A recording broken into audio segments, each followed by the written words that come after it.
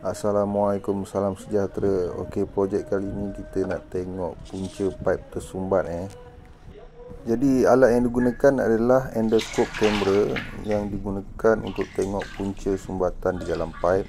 Barang ni saya beli di Shopee dengan harga lebih kurang RM30.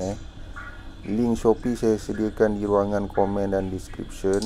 Siapa berminat boleh klik lah. Okey, macam kes ni sinki toilet tersumbat. Jadi jom kita start unboxing kamera tu. Entah betul entah tidak kamera ni kan. Kita tengok sama-sama.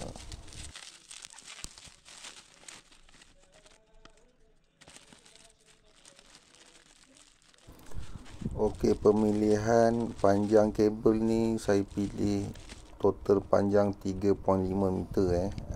Dia ada kategori panjang dia. Macam ni saya ambil maksimum 3.5 meter. Setelah baca manual, jadi langkah pertama kita download apps dia, iaitu iCamera HD. Dekat Google Play pun ada. So kita terus download dan open lah. Setelah buka apps tu, kita boleh allow permission untuk semua lah yang diperlukan untuk kamera tu berfungsi. Jadi untuk sambungan USB kabel, dia ada 3 jenis sambungan. Macam ni handphone saya Android ni, kita kena guna type C. Jadi cuma bukakan slot tu je, jadi boleh terus sambung ke handphone lah.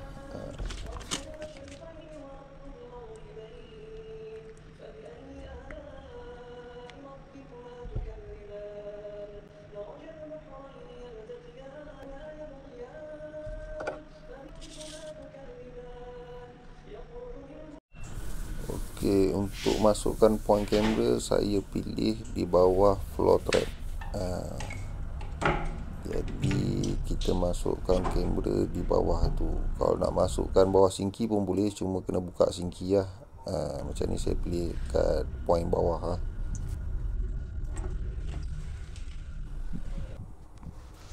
Okey, kabel kamera ni agak keras dan fleksibel. So untuk masuk dalam pipe tak ada isu, tak ada masalah lah. Kabel memang dapat masuk dengan mudah.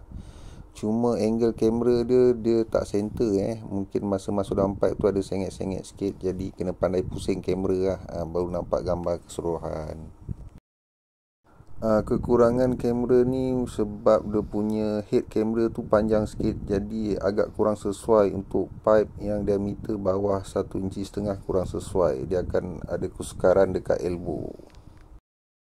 Okey, semua punca kita dah jumpa. Minta semua komen, siapa tengok video ni komen agak-agak barang apa tu. Okey, terima kasih semua kerana menonton. Assalamualaikum. Jangan lupa subscribe, tanda support untuk video-video seterusnya. Terima kasih semua. Assalamualaikum.